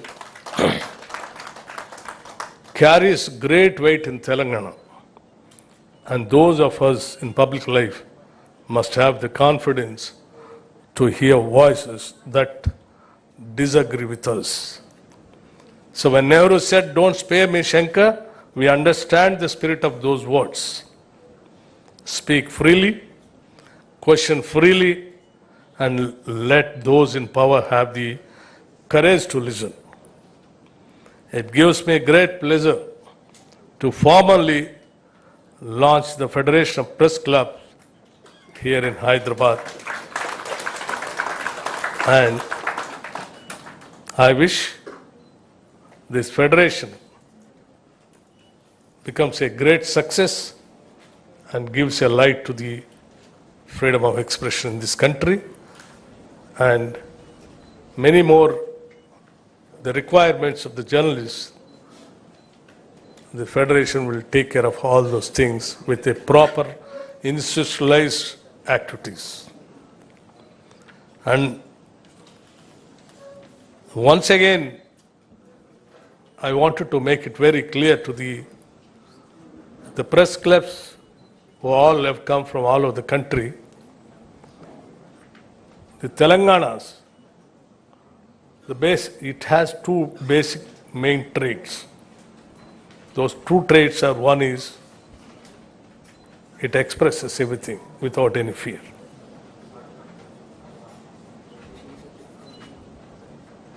And the second trait is it believes in hosting. It loves to host the guests. And we always practice that. And we believe it, and we continue that. And the Press Club of Hyderabad, I appreciate for taking the initiative of inviting all the press clubs to this city and conducting this meeting. And definitely this government, on behalf of my Chief Minister and the entire cabinet, we assure you the freedom of expression is maintained and it will be maintained. And another request, while Srinivas Reddy was speaking, he made a small request about the land allotment to the Press Club of Hyderabad. Yes, we have already received the representation and it is under examination, and I can definitely assure you here the government will positively consider it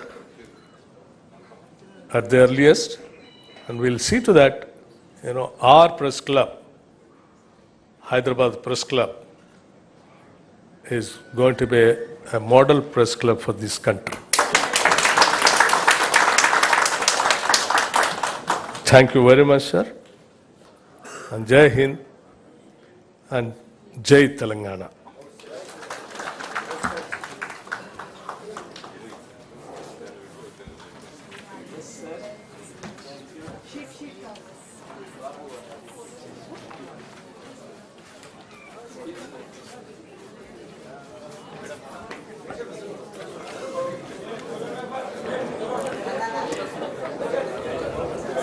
We express our deep gratitude to our Honorable Chief Guest, Deputy Chief Minister of Telangana, Shri Bhatti Vikramarka Garu, for his powerful reminders about the history of media and journalism in India, and also for the direction and the promise and the hope that his words have brought to us today.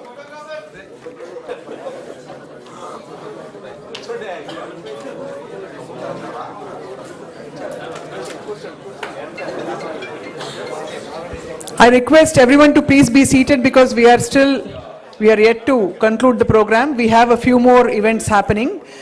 There was a World Photography Day contest that was conducted by the Press Club Hyderabad, and we are about to give away the prizes to all the winners. May I call all the winners of the photography contest? I'd like to start with the consolation prizes.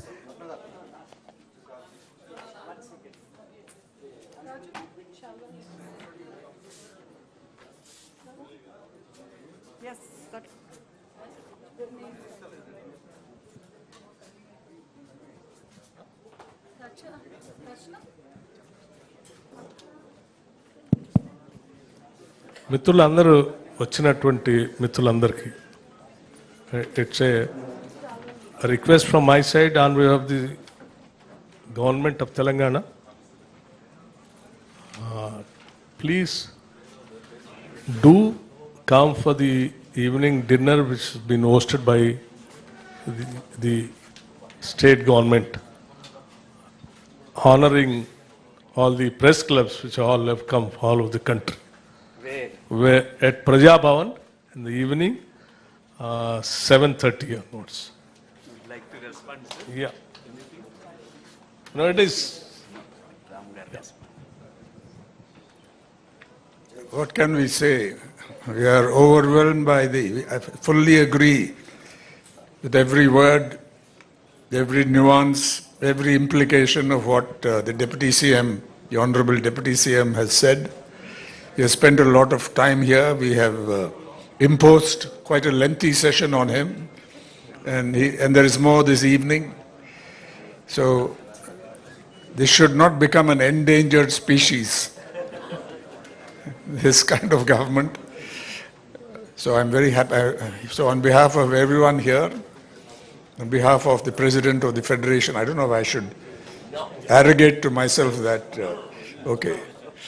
But as a friend of the Federation of Press Clubs, I want to express our sincere thanks and appreciation.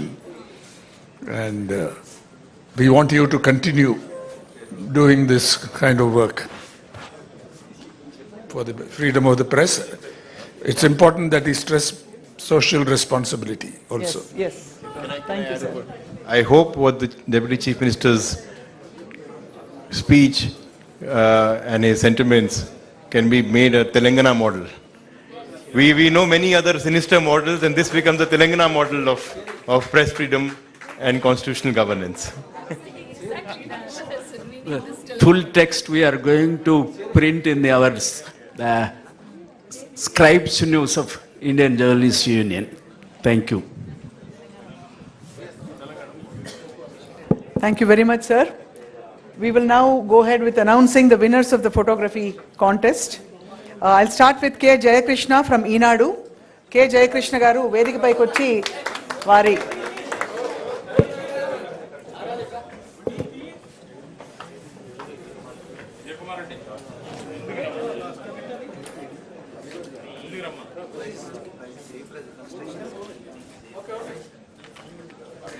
K. Jayakrishna garu Eenadu Hyderabad nunchi consolation prize అందుకుంటున్నారు. జయకృష్ణ గారికి అభినందనలు. మనందరి కరతాళ ధ్వనులతో congratulations.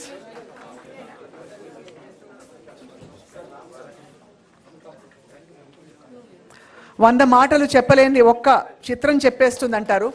So one photograph can capture what a million words may not be able to. Hence this photography contest holds a great significance. Congratulations to all the winners. K. Jayakrishna from Eenadu. I'd like to invite K. Durga Rao from the Deccan Chronicle, Hyderabad.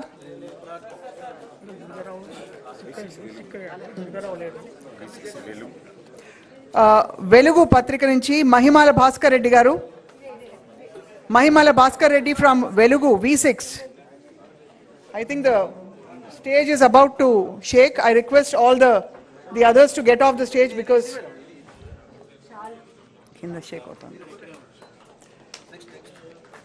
Mahimala Bhaskar Reddy from B6. G. Ravikumar from Andhra Jyoti, Mahabubnagar, receiving the consolation prize. Consolation prize అందుకుంటున్నారు G. Ravikumar గారు ఆంధ్ర జ్యోతి పత్రిక నుంచి. N. Giri from Eenadu. N. Giri from Eenadu, Hyderabad.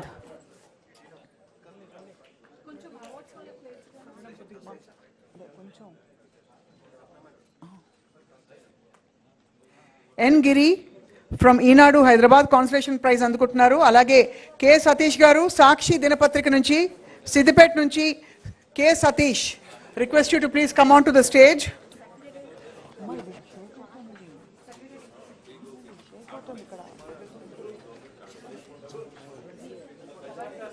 K. Satish from Sakshi. Primary education అనే కేటగిరీలో ప్రత్యేక బహుమతి అందుకుంటున్నారు Mucherla Srinivas from the Hans India, Nalgonda. Mucherla Srinivas from the Hans India has won the special prize in the primary education category.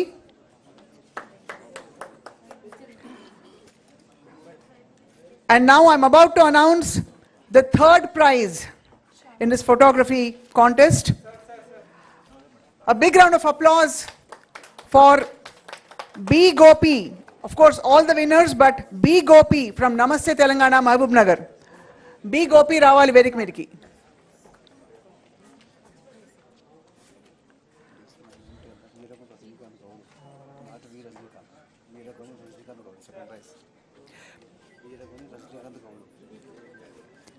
I'd like to invite to receive the second prize from Namaste Telangana, Veeragoni Rajnikant Gaud. Veeragoni Rajnikant Gaud, రెండో బహుమతి అందుకుంటున్నారు నమస్తే తెలంగాణ దినపత్రిక నుంచి.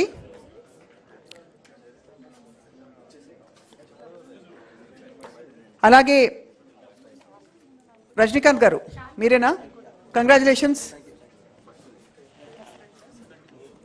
And మొదటి బహుమతి అందుకోబోతున్నారు మనందరి కరతాళ ధ్వనులతో సాక్షి దినపత్రిక సూర్యాపేట నుంచి యాకయ్య గారు. ఏ Yakaiah. A. Yakaya is receiving the first prize in the World Photography Day contest. A. Yakaya from Sakshi, Suryapet. A big round of applause for all the winners, please.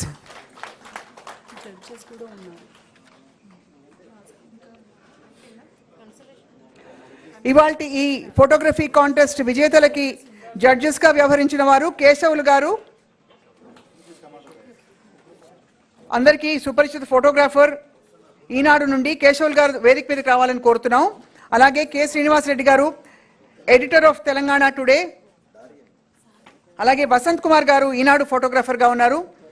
జడ్జెస్ని సాధారణంగా వేదికపైకి ఆహ్వానిస్తున్నాం, వారిని సత్కరించుకోబోతున్నాం. We will have two group photographs, one with all the winners and the judges and the esteemed guests on the stage, and another photograph with the members of the federation along with our distinguished guests on stage. I request everyone else to step back for the time being.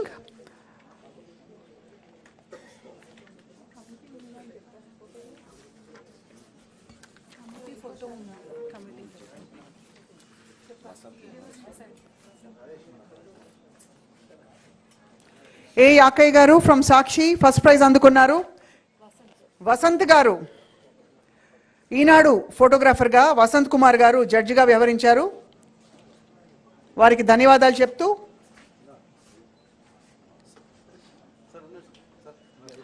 I request all the judges and the winners to please remain on stage so that we can all have a group photograph. దయచేసి కేవలం విశిష్ట అతిథులు, ముఖ్య అతిథి ప్రస్తుతం విన్నర్స్తో తీసుకోబోతున్న photograph.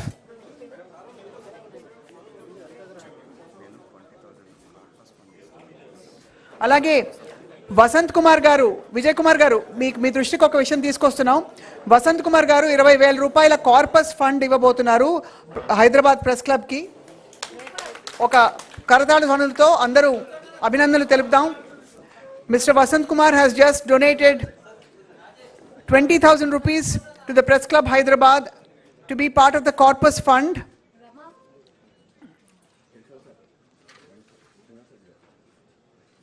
Jury mein sabhi ler mero.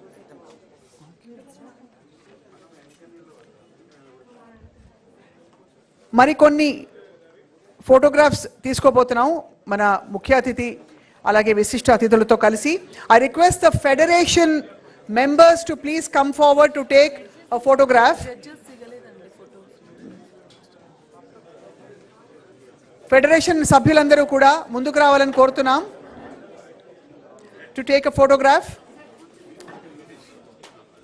I request the members of the Federation of Press Clubs to please come forward to take a group photograph, post which we will have another photograph with the members of the jury and then the executive committee and the governing members of the Press Club of Hyderabad.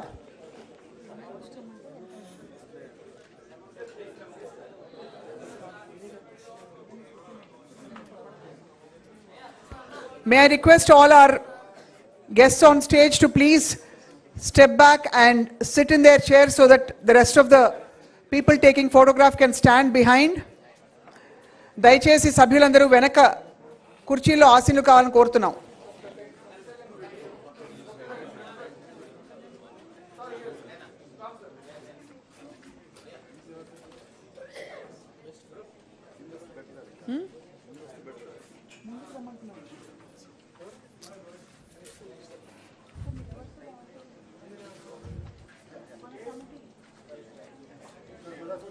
I request the Honorable Chief Guest to please be seated. I request our distinguished guests to please take a seat so that we may all take another photograph.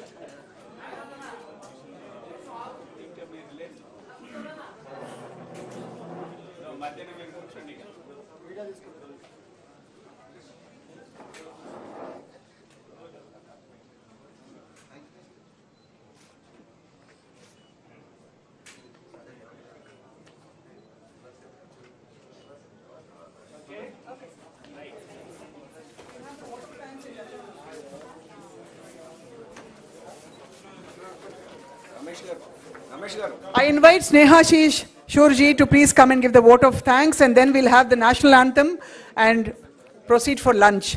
Snehashish Shurji from Kolkata Press Club requests you to please give a brief vote of thanks.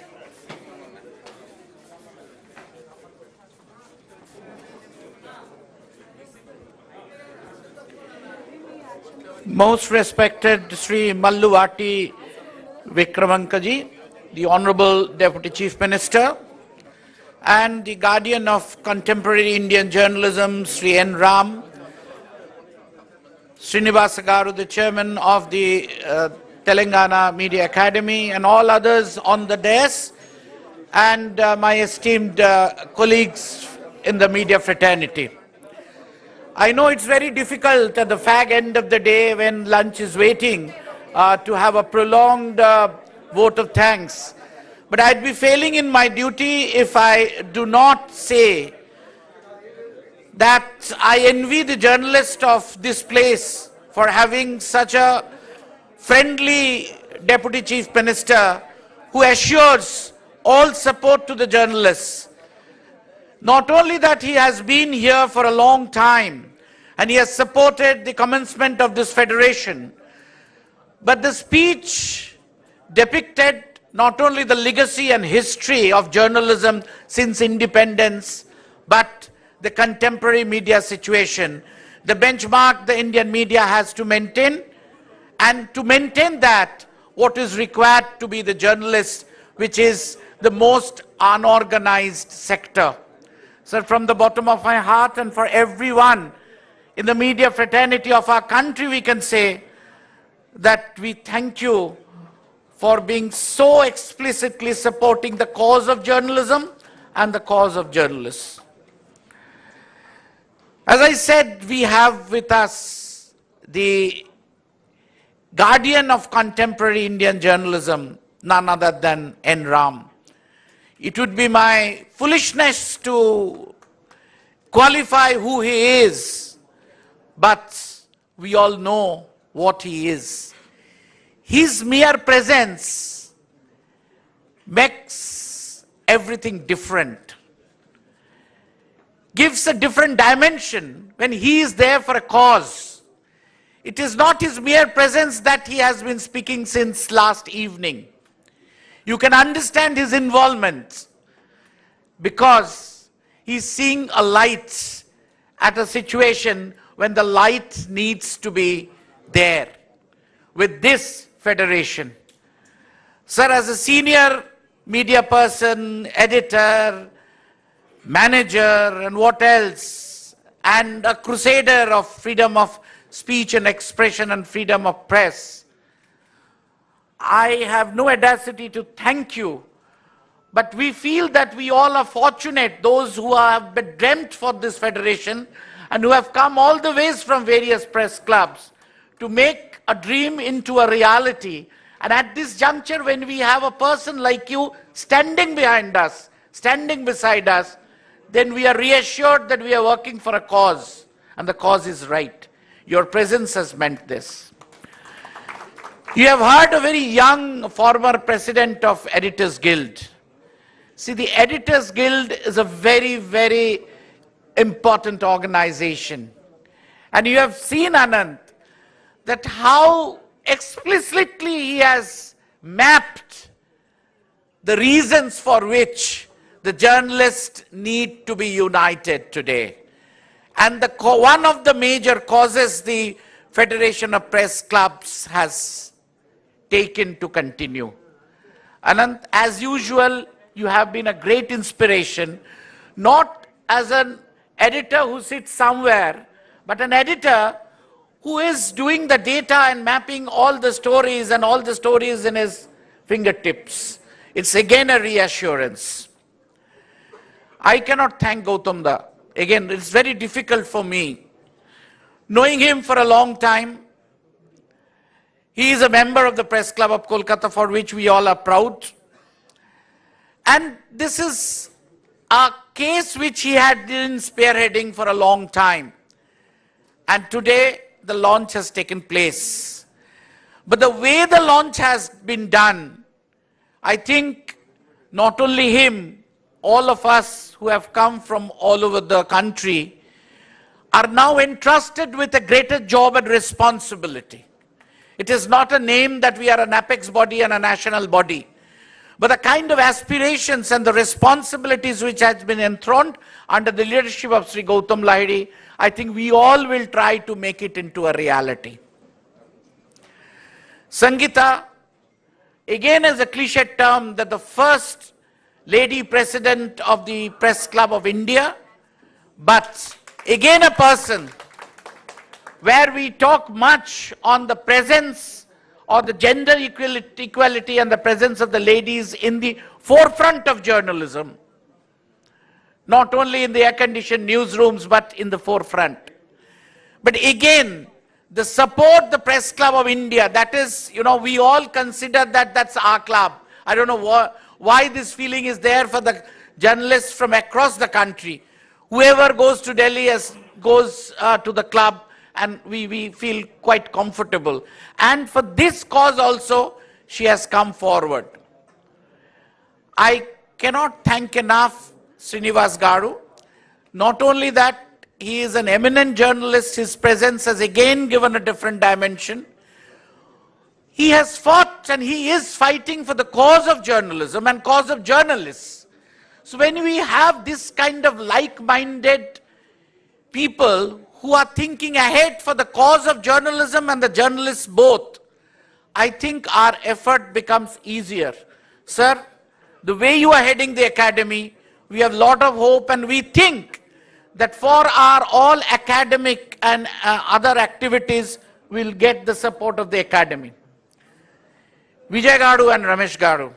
Vijay Garu speaks less, but we know what he can do. I have no hesitation in saying not only on my own behalf and on behalf of each and every one of us who have come from outside, and I believe I can also speak on your behalf. The way it is meticulously organized by Vijay Garu and Ramesh Garu, I think all of us need to see and learn that journalism also does not confide into the writing or speaking or presenting something, doing something and doing something meticulously. One has to be great organizers to fight for a cause, and I think you have a great team. I thank all the presidents, secretaries and the former secretaries of the Press Club of India who have come all the way for a cause. And I think it's not only another conference or a seminar or a meeting where we are taken care of well, but we'll try to make it a serious effort when it comes to the responsibility and the future aspirations.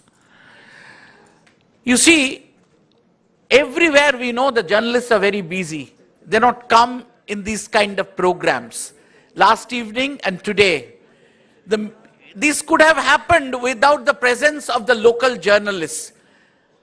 I'm overwhelmed to see such a number of senior and young journalists and photojournalists have come to make this historic occasion a momentous. Your mere presence gives us confidence and support. I'm grateful to all of you. And I would like to thank each and everyone. Not the least, this lady announced. I will. Sir, I am a television broadcaster, so it's my own clan. So I must thank, along with you, each and every person in Hyderabad Press Club, the managing committee and all others from the government of Telangana, tourism department, information department, protocol department, and all others who have done their best to make this historic and momentous occasion really a historic occasion. Last but not the least, the MC who have been speaking from the heart. It's the MC's Shatna is not that reading out the written script, the anchor cards, what we say. But when an anchor speaks from within, with the belief, confidence, and aspirations, it becomes it takes a different level. But you don't know, I'm thanking her in advance for a very personal reason. She's going to sing later the Malayali version of a very famous Telugu song. Telugu version of a very famous song. I know there should be a word limit and time limit for the journalists, and I think I have encroached because I have been a little bit sentimental because I have been with this cause for a long time, but I must end. Vote of thanks should not be larger than any of the speeches. Nenu hridaya purvankaga dhanyavadalu. Request you all to rise for the national anthem, please.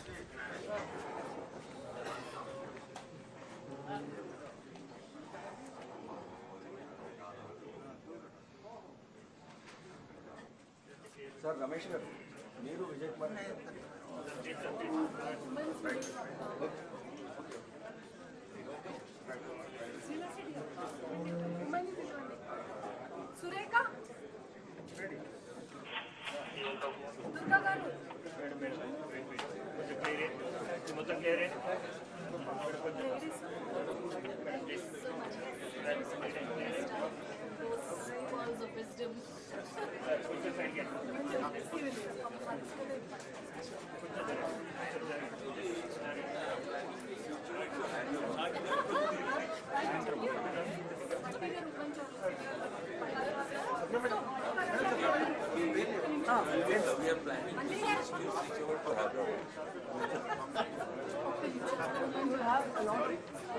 Manjari garu, she was support grandmother was the really in India. And then my mother is also from India. And then I'm third generation from Telugu. So my mother was also in India. ఇవాళ మీరు చూసుకుంటుంటే తెలంగాణ రాష్ట్ర ప్రభుత్వం